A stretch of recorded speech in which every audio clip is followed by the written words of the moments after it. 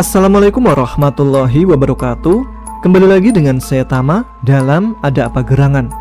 Bagaimana kabar kalian? Semoga selalu diberikan kesehatan dan juga rezeki yang cukup. Gimana puasa hari ini? Lancar kan ya? Tetap semangat ya.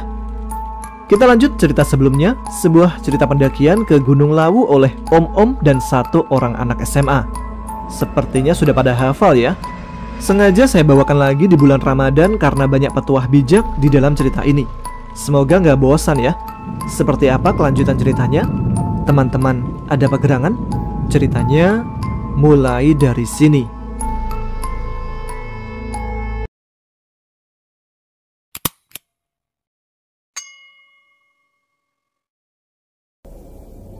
Aku lihat Mas Ahmad dari kejauhan mendekati kami sambil membawa kayu untuk dibuat api unggun kecil. Mas Ahmad mengumpulkan batu lalu ditata untuk pelindung api supaya tidak menjalar kemana-mana.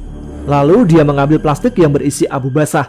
Setelah aku cium, ternyata abu itu berbau minyak tanah. Oh, ini biar mudah menyala mungkin, pikirku yang amatiran di dunia mendaki. Api menyala dan kami duduk mengitari api unggun untuk menghangatkan tubuh sambil mengobrol kesana kemari. Di tengah obrolan teman-temanku, tiba-tiba teringat kejadian di basecamp bengkelku waktu aku menyapu pecahan kaca lampu.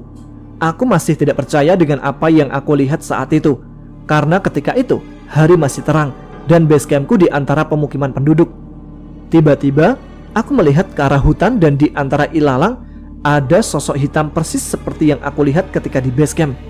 Tapi kali ini lebih jelas. Bulu-bulu yang ada di sekujur tubuhnya dan mata yang merah menyala. Sosok hitam itu melihat ke arahku sambil tersenyum kepadaku. Sumpah, mentalku saat itu benar-benar jatuh. Ditambah fisik yang dihajar habis-habisan. Kejadian di basecampku terulang lagi. Keringat dingin dan kaku di sekujur tubuhku.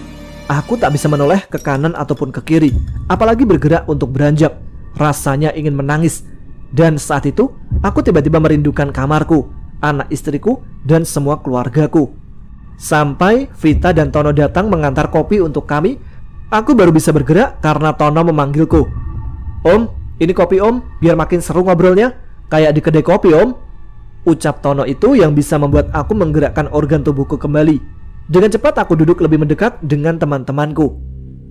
Mas, itu nggak apa-apa kok, dia cuma sebatas memperlihatkan diri saja. Jadikan dia sebagai jalan untuk lebih beriman pada Allah, Mas. Jangan sebaliknya, dia menjadikan mental kita jatuh seolah-olah dia lebih dari sang pencipta. Ucapan Mas Ahmad kepadaku yang seolah tahu apa yang aku alami barusan.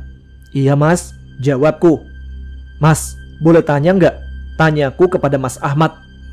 Sebenarnya sih nggak baik ditanyakan di sini mas, tapi nggak apa-apa deh mas.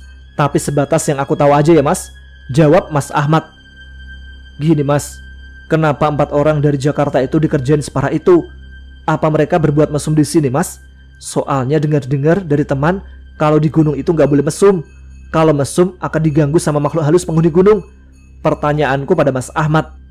Lalu Mas Ahmad menjawab, tidak kok Mas, mereka nggak ada yang mesum. Mereka semua orang baik dan tahu akan aturan. Cuma gini, ada penghuni di sini yang suka sama salah satu dari 4 pendaki itu, Mas. Dan bukan sosok hitam yang Mas Cipto lihat itu. Terus yang mana mas? Tanyaku semakin penasaran. Mas mau lihat? Tanya Mas Ahmad yang tiba-tiba membuatku memerintah otak untuk berpikir. Belum sempat aku menjawab, tiba-tiba, iya mas, ucapan Mas Supra dan Mas Jaya yang sepertinya juga penasaran. Kalau gitu, satu tangan kalian bertiga saling pegangan dan satu tangan lagi pegang ke tanganku ya. Lalu pejamkan mata. Jangan buka mata sebelum aku kasih aba-aba. Dan jangan sampai kalian lepaskan pegangannya ya. Perintah Mas Ahmad. Kami pejamkan mata sekitar 5 detik. Lalu Mas Ahmad bilang, buka mas. Kami pun saling membuka mata. Lihat ke arah hutan mas. Dan ada sesosok kepala yang sangat besar sekali, dengan taring yang sangat besar dan panjang, mungkin seukuran badanku, memakai kalung tengkorak manusia. Benar-benar sangat menyeramkan. Kalau kepalanya saja sampai di atas pohon, berarti badannya besar dan panjang. Apakah itu raksasa? Batinku memperkirakan ukuran sosok tersebut. Sudah mas, pejamkan mata lagi. Perintah Mas Ahmad kembali. Sudah, buka mas. Jadi itu yang suka sama salah satu dari 4 orang itu mas. Tanya Mas Supra. Dengan senyuman dan anggukan, Mas Ahmad menjawab pertanyaan Mas Supra. Tapi kami paham maksudnya, bahwa memang benar sosok itulah yang menyukai orang Jakarta itu. Siapa di antara mereka yang diincar, Mas? Tanya Mas Jaya. Mbak Vita, Mas, jawab Mas Ahmad. Pantesan dia paling aneh di antara kawan-kawannya. Tapi jangan diberitahu ya, Mas, ucap Mas Ahmad kepada kami.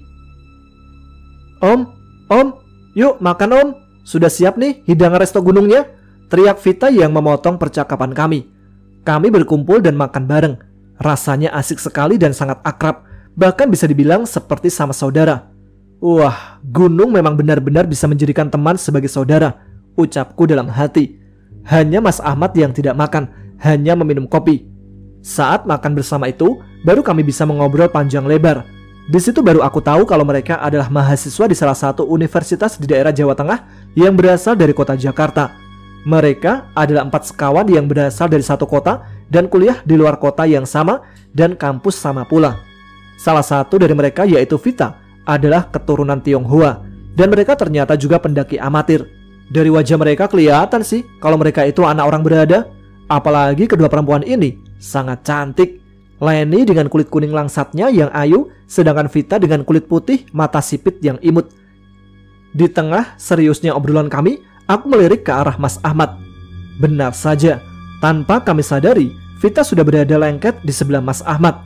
Bisa-bisanya Vita memeluk tangan Mas Ahmad, padahal kami semua tahu kalau di antara kami baru saja saling kenal. Ya, ngiri juga sih lihat mereka. Aku senggol Mas Supra. Lihat tuh Mas, sambil aku menunjuk ke arah Mas Ahmad. Lalu Mas Supra nyeletuk. Sepertinya teman kalian bukan lagi sekedar takut Mas, tapi lagi kasmaran deh. 3 orang itu langsung melirik ke arah Vita dan Mas Ahmad. Fit, kamu ini apa-apaan sih? Malu tahu? Kamu Fit, bener-bener ya. Ya elah Fit, itu pantasnya jadi adik lu, sambil nyengir. Tapi Vita tidak menghiraukan ucapan teman-temannya. Dia hanya menjawab, jangan sirik deh kalian. Ini nih kalau jomblo expired, kata Harto. Tawa kami pun pecah dan semua menertawakan Vita. Kami melihat suasana semakin sepi. Lampu tenda pendaki yang lain sudah padam.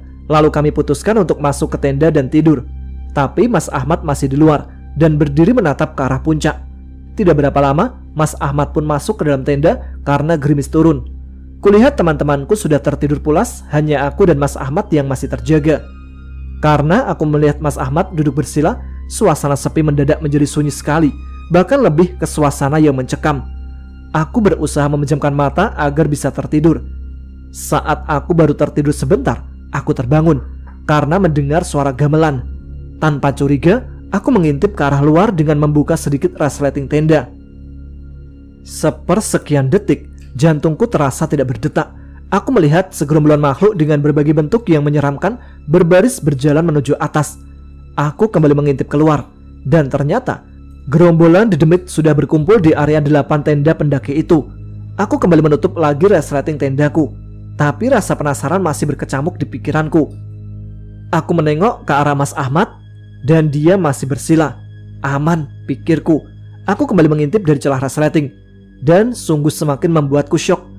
Para demit itu ada yang berdiri di atas tenda, ada yang menarik tali tenda, ada yang berdiri di depan pintu tenda, dan aku langsung melompat serta masuk ke sleeping bagku sambil menggigil. Ini benar-benar kumpulan dedemit yang sangat marah, pikirku. Dan aku berteriak histeris saat tenda dibuka. Lalu terdengar suara perempuan dengan terengah-engah di dalam tenda sambil menginjak kakiku, sampai 3 temanku terbangun. Ada apa ini? Kenapa Mas? Tanya teman-teman. Belum sempat menjawab, kedua perempuan itu mendahuluiku menjawab. Anu Om, kami mau gabung tidur di sini aja ya. Kami takut Om, ada suara kuntilanak. Jawab kedua perempuan itu dengan nafas yang tersengal-sengal, yang ternyata itu adalah Vita dan Leni. Mbak, nggak muat kali. Coba lihat tenda kami. Cuma muat buat kami aja kan Mbak? Jelas Mas Jaya. Mbak, insya Allah nggak akan ada apa-apa, karena aku sudah memagari tenda kita dan aku juga nggak tidur kok Mbak, ucap Mas Ahmad mencoba menenangkan mereka berdua. Enggak Mas, aku nggak kuat, aku takut banget Mas. Sambil menangis sesenggukan, Leni menolak saran Mas Ahmad. Mas tidur di tenda kami aja Mas, kali ini aja Mas, please Mas, salah Vita. Waduh, nggak boleh gitu Mbak, bukan aku nggak percaya sama kalian, tapi nggak pantas aja sih Mbak, ucap Mas Jaya kepada keduanya. Gini aja Mbak, kalian ada flysheet? Tanya Mas Ahmad. Ada Mas, jawab Leni. Kita dirikan flysheet di depan tenda Mbak, biar aku tidur di sana. Tidur di tenda kami aja Mas, ucapan Vita menolak. Sudah, jangan bantah deh Mbak. Tapi Mas, apa Mas nggak kedinginan? Tanya Leni. Enggak kok Mbak, aman. Biar teman-teman kalian yang cowok juga bisa tidur, karena mereka juga ketakutan Mbak. Padahal area tenda kita sudah aku pagari, jadi insya Allah nggak akan diganggu. Kalau suara sih itu biasa, ucap Mas Ahmad menjelaskan. Akhirnya kami semua bangun membantu Mas Ahmad mendirikan flysheet di depan tenda kami. Tidak menunggu lama, flysheet pun sudah berdiri. Kami kembali ke tenda masing-masing. Suara dari tenda kedua perempuan itu sudah senyap, pertanda mereka sudah tertidur. Tapi kami bertiga belum tidur, karena kami kepikiran oleh keadaan Mas Ahmad yang tidur di luar tanpa tenda tertutup dan hanya memakai sarung. Kami bertiga berinisiatif untuk mengantarkan sleeping bag ke Mas Ahmad yang masih di dalam tenda kami.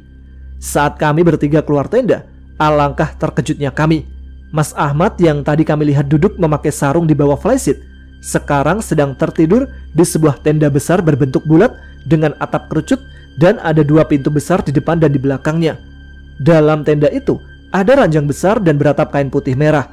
Di sisi-sisi tiang tangga dihiasi korden berwarna putih dan emas. Kami bertiga melihatnya. Bahkan kami mendekat ke arah tenda untuk melihat lebih jelas siapa yang tertidur di ranjang itu. Benar, itu Mas Ahmad.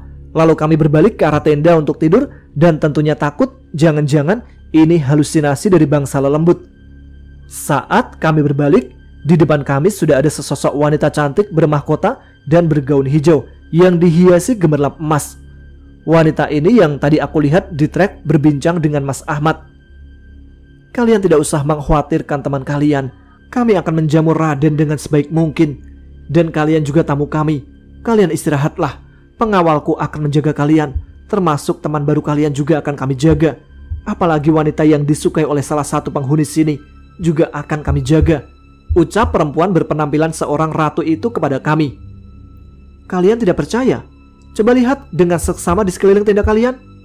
Benar, kami melihat sekeliling tenda kami banyak sekali orang berpenampilan prajurit zaman kerajaan, lengkap dengan senjata tombak, panah, dan pedang berada di sekeliling tenda kami. Bahkan sangat banyak, seperti jumlah batalion. Lalu kami pamit dan masuk ke tenda untuk tidur. Aku melihat ke arah jam tanganku. Aku melihat baru jam 9 malam. Gendeng, ini nggak mungkin. Dari base camp aja udah maghrib. Nggak mungkin sampai di sini jam 9, batinku. Lalu aku memperlihatkan jam tanganku kepada kedua temanku. Dan mereka pun ikut melihat ke arah jam tangan mereka, lalu menunjukkan jam mereka ke arahku. Angka yang ditunjukkan jarum jam mereka juga sama dengan jam yang aku pakai. Kami bertiga keheranan. Wah, ini gimana Mas? Baru jam 9 ini Mas. Gimana kami bisa tidur? Ujar Mas Supra. Tidak sampai 1 menit, Mas Supra berkata seperti itu.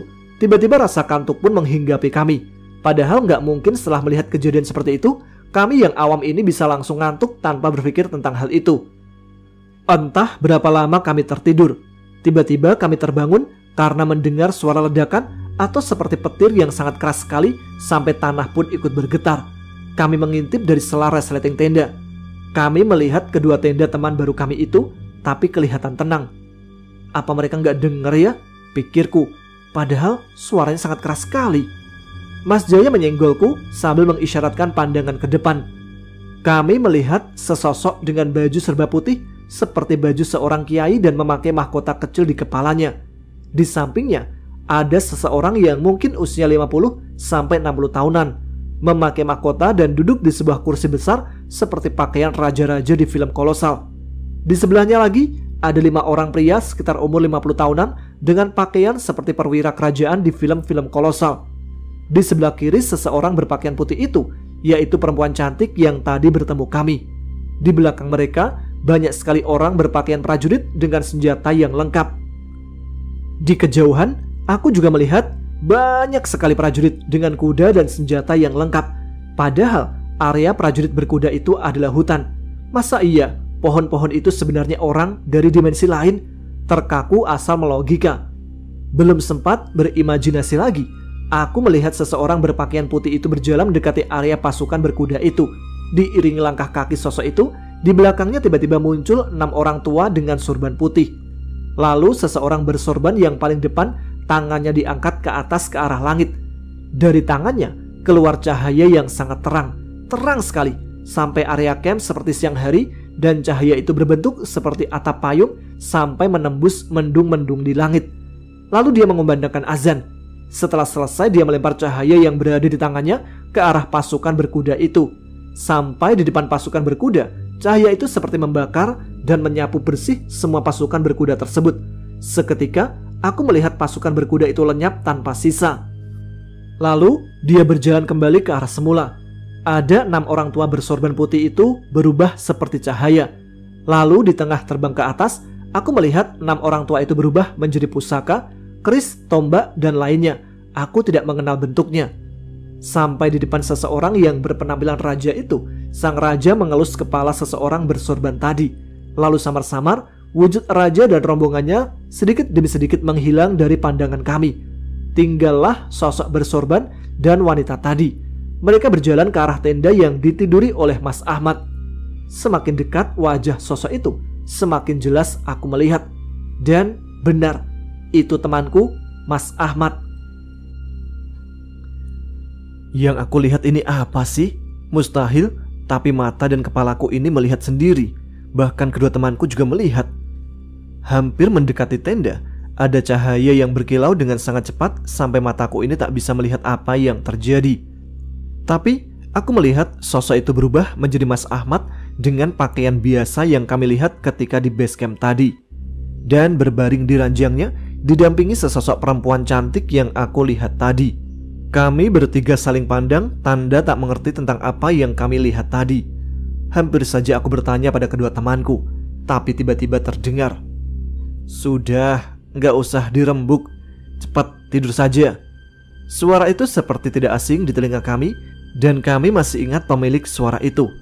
Iya, perempuan berbaju hijau tadi. Tapi kali ini kami tidak melihat wujudnya dan hanya mendengar suaranya saja. Kami bergegas masuk ke sleeping bag masing-masing, tapi kami tak bisa langsung tidur, hanya terdiam dan memandangi atap tenda. Tiba-tiba Mas Jaya berbicara, "Apa 4 pendaki sebelah gak lihat ataupun dengar ya Mas? Kok tenda mereka adem-adem aja? Gak ada tanda aktivitas sama sekali?" "Gak tahu Mas," jawabku. "Kalau tenda pendaki lain gimana ya?" tanya Mas Supra. "Iya ya, kok mereka juga seperti gak ada reaksi?" jawabku sambil bertanya. Malam itu kami masih sering melihat cahaya yang sangat terang sekali yang berasal dari arah tenda Mas Ahmad. Tentu sekarang kami sudah tidak sekaget ketika di awal-awal tadi. Mungkin bisa dibilang sudah terbiasa. "Kayaknya si Vita naksir sama Mas Ahmad ya Mas?" pertanyaan Mas Supra yang mengagetkan kami berdua. Padahal aku dan Mas Jaya sebenarnya juga ingin menyampaikan itu dari tadi, tapi kami tak berani. "Iya Mas, saat memeluk tadi, aku melihat sorot mata Vita itu bukan hanya sorot ketakutan Mas. Awalnya sih iya, tapi lama-lama kok aku melihat kenyamanan dari sorot matanya," tutur Mas Jaya menjelaskan. "Definisi soal hati anak muda sekarang emang beda Mas sama kita. Sedikit-sedikit soal hati, pakai hati dan hati yang bicara Mas," cetuk Mas Supra yang bisa membuat kami geli di tengah posisi seperti ini. "Vita kan lebih tua dari Mas Ahmad, apa mungkin?" ucapku. "Alah Mas, kalau sudah pakai dasar soal hati, apa sih yang logis Mas? Apalagi anak muda zaman sekarang," jawab Mas Jaya kepadaku. "Kalau Vita mungkin gak peduli, tapi gak tahu sama Mas Ahmad. Soalnya pria itu lebih rasional soal tampilan Mas," tambah Mas Supra. Keasikan mengobrol, tanpa sadar kami pun tertidur. Dan tahu-tahu kami dibangunkan oleh Mas Ahmad untuk sholat subuh. Aku juga ikut keluar meski cuaca sangat dingin. Daripada di dalam tenda sendiri, ngeri, karena masih agak gelap juga meski sorot matahari mengintip di ufuk timur. Saat kami keluar, tiba-tiba kedua pria tenda sebelah juga bangun, minta ditemani untuk ganti pakaian. Lalu Mas Supra menunggui mereka ganti baju. Ternyata tadi malam mereka ngompol dan pingsan. Mereka juga ikut ngintip rombongan dedemit yang berjalan melintas, karena mereka mendengar suara gamelan dan mengintip keluar dari balik tenda mereka. Ya terang aja, kata-kata mereka ini membuat kami tertawa terpingkal-pingkal. Membayangkan bagaimana rasa semalam tidur basah kuyup dengan air kencing di celana mereka. Tidak berapa lama, tenda perempuan juga dibuka dan keluar. Anehnya, kedua perempuan itu tidak melihat apa-apa dan tidak mendengar apa-apa karena mereka tertidur dengan pulas. Lalu semuanya pun berwudu dan melakukan sholat subuh berjamaah diimami oleh Mas Ahmad. Pastinya aku yang duduk nyempil di sebelah Mas Jaya lagi. Selesai sholat, mereka berjabat tangan dan beranjak. Mas Ahmad dan Vita yang masih duduk sepertinya berdoa. Lalu Mas Ahmad bangkit untuk beranjak dari tempat sholatnya. Aku melihat Vita menarik tangan Mas Ahmad dengan cepat dan mencium tangan Mas Ahmad. Dengan cepat, Mas Ahmad pun langsung menarik tangannya setelah sadar kami semua melihatnya. Amin, amin. Ridhoku untukmu sayang. Celetuk cengengesan Tono menyindir Vita. Vita hanya tersenyum manis ke arah kami semua sambil menjawab, Alhamdulillah wa syukurillah. Aku bertanya pada Tono, apa Vita Islam mas? Iya om, Vita itu emang Islam kok meskipun Cina. Wah, alamat panjang nih urusan, ucap Mas Jaya menambah seru perbincangan kami. Urusan cinta lokasi ya mas, seru Harto pada kami. Biarin aja lah mas, urusan dalam negeri tetangga yang baru saja merdeka jangan dicampuri supaya lekas berkembang, jawab Mas Supra dengan tertawa kecil. Vita menghampiri kami dan mengajak teman-temannya untuk memasak air dan membuat kopi serta masak sarapan. Kami duduk santai memandang ke arah matahari yang membuat langit sangat indah, ditemani sebatang rokok kesayangan tentunya. Tidak berapa lama, Leni datang mengantarkan kopi pada kami. Kurang satu ya mas, bentar ya, 1 menit, ucap Leni pada kami sambil tersenyum tipis. Lalu disusul Leni membawa mug berwarna coklat tua bercorak gambar love. Ini mas kopinya, masih panas mas, jangan langsung diminum. Vita memberikan mugnya kepada Mas Ahmad. Iya mbak, terima kasih ya. Panggil Vita aja dong mas, gak usah pakai mbak. Iya mbak Vita. Vita, jawab Mas Ahmad sambil meminum kopi itu untuk menutupi rasa sungkannya di depan kami, om-om yang melihat tingkah mereka berdua. Dan benar saja, Mas Ahmad tersedak karena kopi itu masih sangat panas. Tuh kan masih panas mas, tumpah ke baju kan? Sambil Vita mengelap kaos Mas Ahmad dengan tisu yang diambil dari sakunya. Gak apa-apa kok mbak, cuma sedikit. Cie. Celoteh ketiga pendaki Jakarta itu. Vita tersenyum malu sampai terlihat memerah pipinya yang putih dan lesung pipit itu. Tidak berapa lama, masakan mereka pun jadi, dan kami berkumpul di bawah flysheet untuk sarapan. Pasti posisi terdekat Mas Ahmad diisi oleh Vita. Sebelum sarapan, kami berdoa bersama lalu menyantap makanan yang mereka masak. Benar-benar bisa masak ya mereka mas? Tanyaku pada kedua temanku. Rasanya enak, beda sama masakan kita tadi malam. Kami pun tertawa semua. Apalagi ada yang sedang audisi ajang pendaftaran ibu negara. Pasti dipersiapkan dengan maksimal dan sepenuh hati dong om, seletuk Leni sambil nyengir, yang membuat kami semakin menambah volume tertawa. Vita tersenyum senang, tapi Mas Ahmad diam saja dan sepertinya malu. Aku melihat ke arah 8 tenda yang jaraknya cukup jauh dari kami. Mereka juga sedang memasak bersama rombongan masing-masing. Oh, berarti nggak kami aja yang seakrab ini ternyata. Mereka juga sama. Tono batuk. Lalu kami semua melihat ke arah Tono. Ya, Tono memberikan kode, menyatakan kode dari si Tono ini. Kami melirik ke arah tujuan kode. Wih, ada yang disuapin rupanya. Asem, aku malah jadi yang kepengen, ucap Mas Jaya kepada kami semua. Gak sekalian dikunyahin tuh Fit, sindir Leni. Udah diam aja, sirik aja sih lu, jawab Vita malu-malu. Singkat cerita, selesai sudah acara makan bareng, kami beres-beres perlengkapan makan. Lalu kami semua jalan-jalan ke arah Gupakan Menjangan. Mas Ahmad berpesan, gak usah sampai Pasar Dieng ya, cukup Gupakan Menjangan aja. Kami pun berjalan melewati 8 tenda tadi dan kami saling menyapa. Pagi mas, wah masak enak nih. Pagi mbak, bang, om. Iya nih, kita sewa koki nasi angkringan, jawab salah satu pendaki.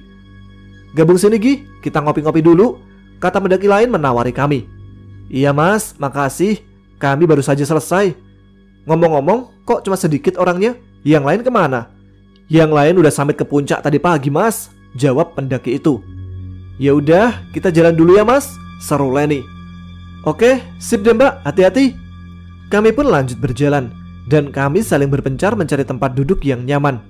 Aku, Mas Jaya dan Mas Supra duduk bertiga merokok dan ngopi karena kami membawa cangkir kopi.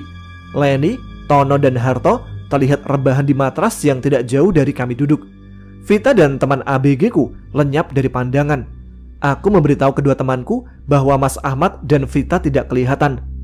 Sudah, biarkan saja Mas. Vita di tangan yang tepat kok. Jadi kita tenang saja, gak bakal salah asupan deh, jawab Mas Jaya yang sedikit konyol. Meski bener sih, karena aku sendiri juga yakin kalau sama Mas Ahmad pasti aman. Hari pun semakin siang dan matahari sudah mulai memberi sinar yang panas. Kami semua berjalan kembali ke tenda untuk siap-siap berkemas. Kami berkemas sambil menunggu Mas Ahmad dan Vita. Setelah selesai berkemas, baru kami melihat mereka berdua berjalan menuju ke arah kami. Dari KUA mana Bu? Lama amat, tanya Tono.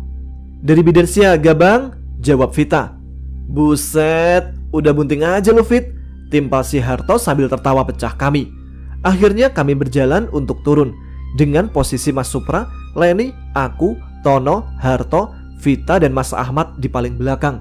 Di sini baru aku tahu, ternyata jalannya terjal banget, beda dengan medan yang tadi malam kami lewati. Sampai di tempat Mas Ahmad menyembunyikan jerigen air minum, kami istirahat sebentar untuk minum. Dan benar saja, air minum kami tinggal sedikit. Lalu kami menuangkan air ke botol masing-masing untuk membagi air minum. Tidak lupa kami yang perokok pun menyalakan sebatang untuk merelaksasi mental dan fisik kami. Tiba-tiba kabut pun muncul, mendadak mendung juga. Apa karena udah sore atau karena mendung? Aku sendiri kurang paham soal cuaca gunung. Maklum, aku masih amatir. Aku mencium bau busuk dan anyir yang menjijikkan. Dan sepertinya kami semua juga mencium bau itu. Vita tiba-tiba muntah-muntah, tapi tidak mengeluarkan apapun dari mulutnya. Tono dan Harto pun mendekati Vita untuk menolong.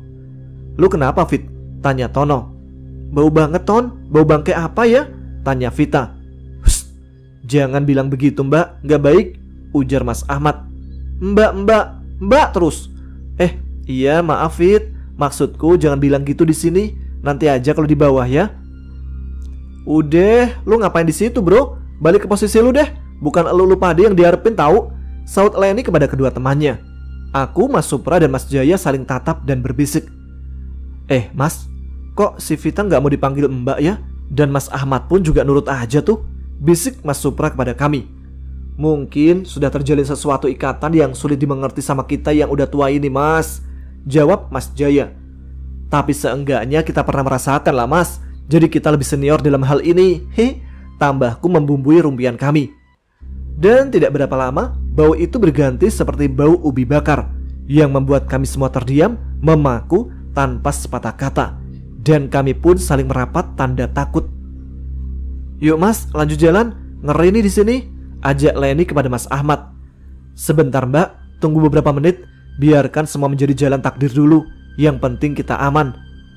Apa maksudnya kata-kata itu? Dalam hatiku.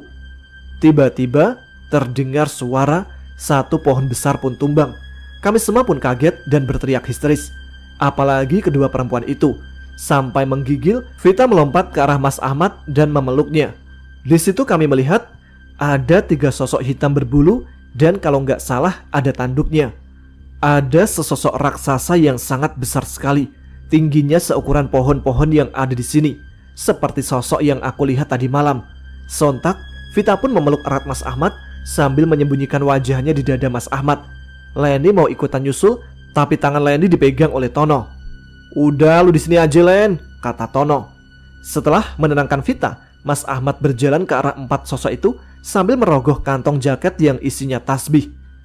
Tasbih itu tiba-tiba menyala terang dengan cahaya keemasan dan berubah menjadi lingkaran besar. Dilemparlah tasbih itu ke atas dan tasbih itu dengan sendirinya mengejar 4 sosok itu. Kami melihat keajaiban lagi.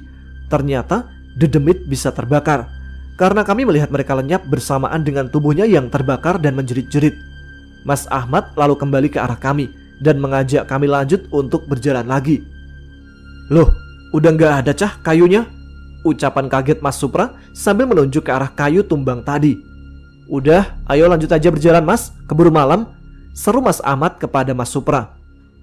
Perjalanan kami lanjutkan dengan posisi jalan yang sama. Sering di antara kami terpeleset dan hampir jatuh. Kami berjalan dengan jarak sangat rapat, mungkin hanya 1 meter jarak di antara kami. Jelas karena efek teror dari makhluk-makhluk di sini, nyali kami jadi ciut. Sekitar 1 jaman kami berjalan tanpa istirahat, terlihat pos Penggi di depan mata. Lega rasanya. Lalu kami istirahat dan kami sempatkan memasak air untuk minum kopi. Ya, tentu junior kami ini yang menyiapkan. Dan diulang kembali momen di atas tadi.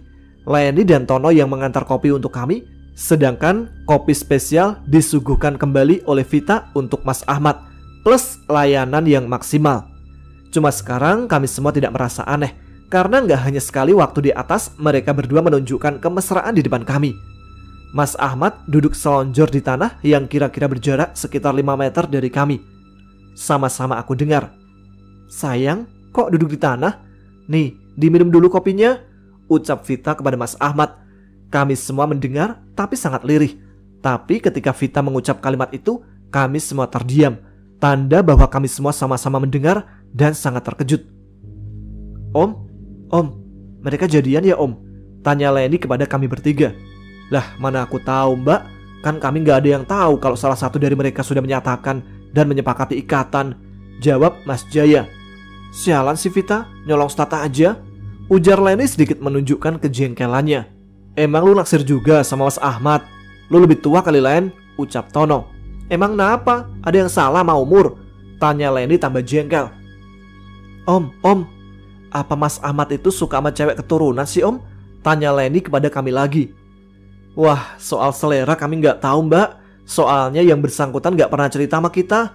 Kalau kita sih suka yang putih dan bening gitu deh," jawab Mas Supra yang sedikit konyol dan pasti sengaja menjajaki isi hati Leni. "Emang gue kurang cantik ya Om? Gue dekil gitu Om? Nggak menarik, nggak seksi, nggak putih? Ih, Om kok jahat sih?" Leni jerocos nyambar jawaban Mas Supra. "Mbak, kita mana tahu isi hati mereka berdua Mbak. Lagian apa yang terjadi di antara mereka kita semua juga belum tahu kejelasannya. Tunggu aja surat kabar nanti Mbak," jawabku bercanda tapi serius. "Yuk Om, duduk dekat mereka," ajak Leni. Tiba-tiba kabut hitam dan tebal, basah dan terasa berat menyelimuti pos Penggi. Sangat cepat sekali kejadiannya, seperti sekejap. Apa mungkin karena kami gak memperhatikan atau bagaimana, kami semua kurang tahu. Yang jelas jarak pandang sangat terbatas, mungkin hanya sekitar 2-3 meteran saja. Kami bergegas mencari carrier dan mengambil penerangan. Setelah itu kami memanggil-manggil Mas Ahmad dan Mbak Vita. Mas, teriak kami. Vita, teriak Tono, Harto dan Leni. "Mas, Mbak, kalian diam di tempat ya, biar aku yang ke situ," jawab Mas Ahmad melegakan kami. Kami semua takut kalau ada yang membuat kami terpisah dengan Mas Ahmad. Jujur saja, cuma Mas Ahmad yang menjadi tumpuan keselamatan kami saat itu. Tidak berapa lama, Mas Ahmad dan Mbak Vita sudah berkumpul dengan kami. "Ini ada apa Mas? Tiba-tiba cuaca jadi begini?" tanya Mas Supra. "Banyakin istighfar dan jangan kosong ya pikirannya. Buang semua rasa takut. Percayalah bahwa Allah dekat dengan kita melebihi urat leher," tutur Mas Ahmad. Tiba-tiba muncul burung jalak yang kemarin menghampiri kami. "Sampaikan ke atas ya, apa yang kamu lihat di sini," ucap Mas Ahmad di depan burung jalak itu. Burung itu terbang menembus kabut dan menghilang. "Jangan ada yang merasa takut ya, tapi juga jangan merasa sombong dan jangan terlalu mengandalkan aku. Aku ini hanya manusia yang terbatas kapasitasnya. Yakinlah bahwa Allah adalah Sang Pencipta dan Maha Segalanya," tutur Mas Ahmad kepada kami semua. Kerincing-kerincing suara lonceng kereta kuda yang tadi malam sudah ada di samping Mas Ahmad berdiri. Sosok wanita cantik tadi malam yang aku lihat muncul kembali dengan senyum yang luar biasa, pesona seorang Hawa yang sempurna. "Duk, kowe ojo duweni pangrasa lan panyokro bowo kang ora sak madya yo," ucap wanita itu yang benar-benar jauh dari pikiran kami. Dia bicara sama siapa ya? Pertanyaan yang saat itu kami semua pikirkan. Dan benar saja, itu Vita. Raut wajah Vita menunjukkan cemburu yang luar biasa. Maklum, kalah cantik menurutku sih ya. Lalu kereta wanita itu berjalan ke bawah ke arah pos 3 dan ternyata diiringi prajurit banyak sekali. Semua prajuritnya wanita. Tidak berapa lama, Kabut tebal itu hilang dan sosok wanita itu kembali ke tempat kami. Kali ini wanita itu tidak menaiki kereta, hanya sendirian. "Ger, anakku, Raden Mas, lebih baik kalian aku antar saja. Mari semua berkumpul ke sini dan pejamkan mata kalian." Kami pun mendekat dan melakukan perintah wanita itu. Entah berapa lama kami memejamkan mata, yang jelas tidak berapa lama. Saat memejamkan mata, ingin rasanya aku mengintip apa yang terjadi, karena rasa penasaran yang dari tadi malam aku pendam. Tapi mataku seperti tak bisa terbuka. "Sudah, bukalah mata kalian." Dan kami semua sudah berada di area Candi Ketek. Luar biasa hebat wanita ini, batinku. Tapi wanita ini manusia apa bukan ya? Kalau manusia, pasti dia manusia pilihan. Atau dia adalah pertapa? Kalau pertapa, kok sangat bersih, bahkan baunya sangat harum. Logikaku tidak sanggup untuk menjangkau realita yang aku alami. Bahkan sampai sekarang, aku masih sering memikirkan kejadian ini. Wanita itu aku lihat berbincang dengan Mas Ahmad dan agak menjauh dari kami. Sepertinya pamit untuk pulang. Lalu Mas Ahmad mendekat ke arah kami dan tentu disambut Vita yang sudah siap memeluk tangan kirinya. "Yuk, wudhu dulu, kita siap-siap untuk sholat." Mas Ahmad berjalan ke arah batu yang berada di sebelah kanan candi. "Ngapain ke sana? Mana ada air di sana?" pikirku. Lalu aku lihat Mas Ahmad mengelus batu itu dan mendongak ke atas ke arah langit.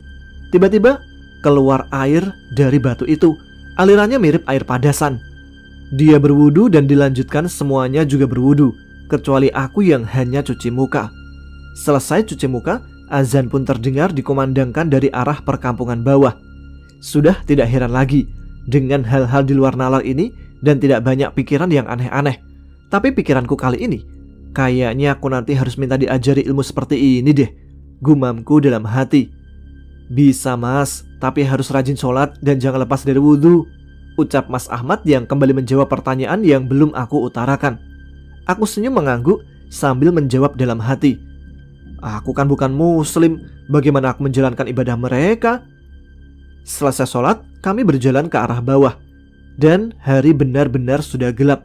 Aku bingung, emang perjalanan berapa jam sih dari atas tadi sampai ke sini? Aku lihat jam tanganku, sudah jam 18:22. Perasaan tadi cepat banget, kok di sini bisa malam? Aku menerka-nerka sendiri dalam hati. Karena aku sendiri lupa melihat jam sewaktu memulai perjalanan turun. Dan belum tentu arlojiku bisa menunjukkan keakuratan waktu. Karena tadi malam, aku dan dua temanku juga sempat dipermainkan oleh pengukur waktu yang kami punya. "Yuk Mas, pulang!" teriak Mas Ahmad membuyarkan lamunanku. 4 pendaki dari Jakarta itu juga membawa satu mobil. Tidak sempat aku menanyakan mereka mau pulang atau mau kemana.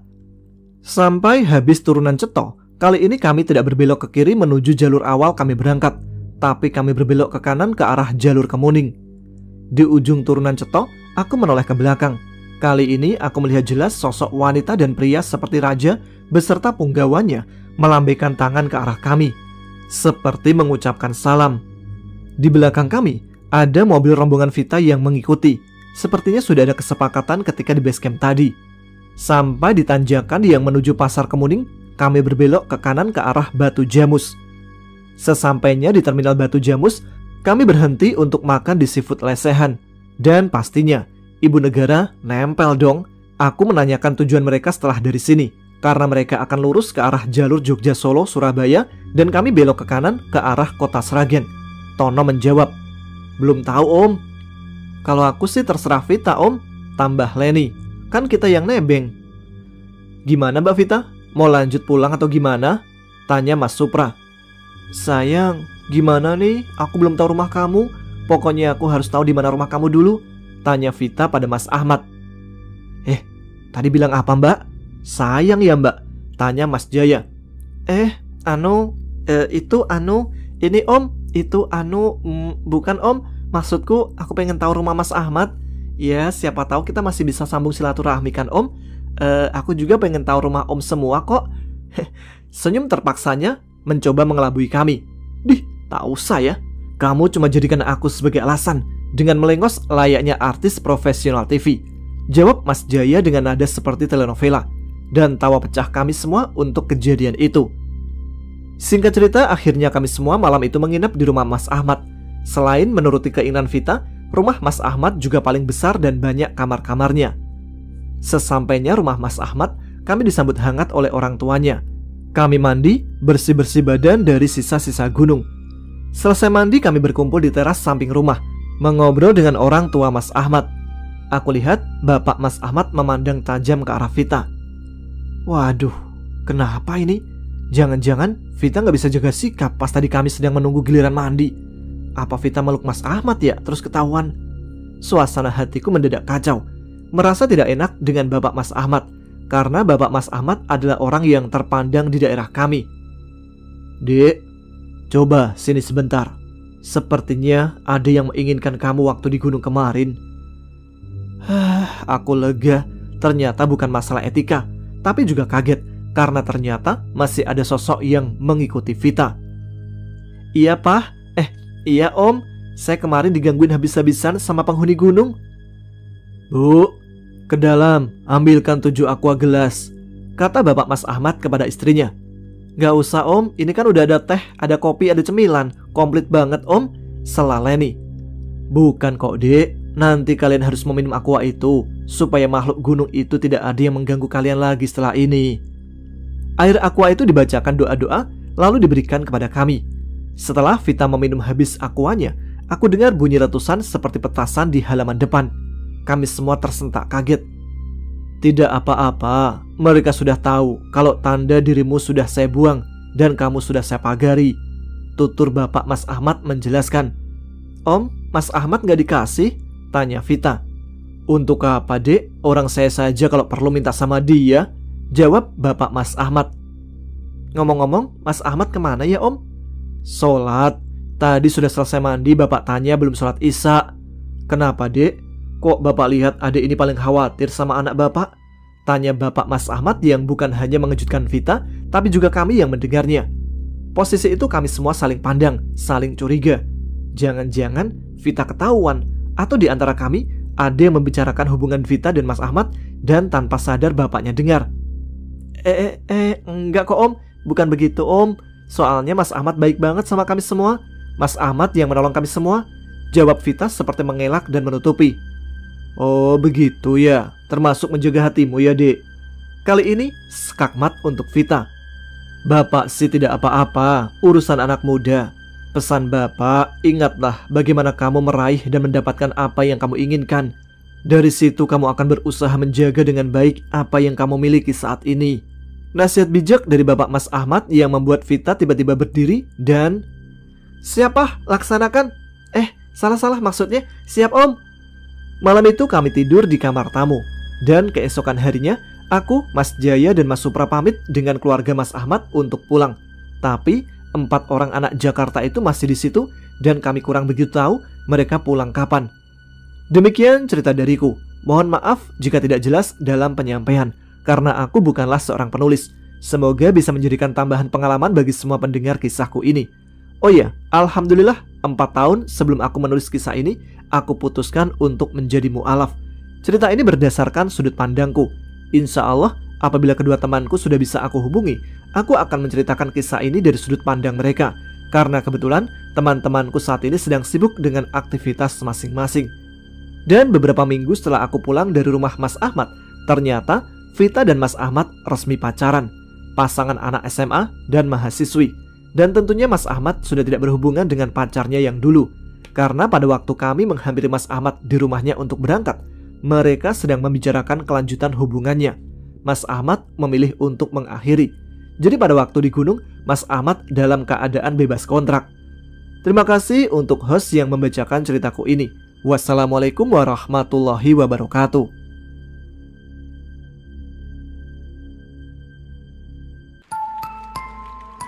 Demikian cerita kali ini. Semoga kita bisa ambil hal-hal baik saja dari cerita tersebut, dengan tidak terlalu mendewakan salah satu tokoh. Habis ini masih ada cerita dari Bang Dels, juga ada cerita dari Bang Hendra Supriyatna tentang perjalanan Pak Yanto gurunya. Nantikan dan jangan sampai ketinggalan. Kita jumpa lagi pada episode selanjutnya. Terima kasih kepada teman-teman sekalian yang terus menyimak setiap episode Ada Apa Gerangan. Jangan ragu tuliskan komen, tunjukkan eksistensi kalian. Saya Tama pamit, tetap semangat, selamat malam, wassalamualaikum warahmatullahi wabarakatuh.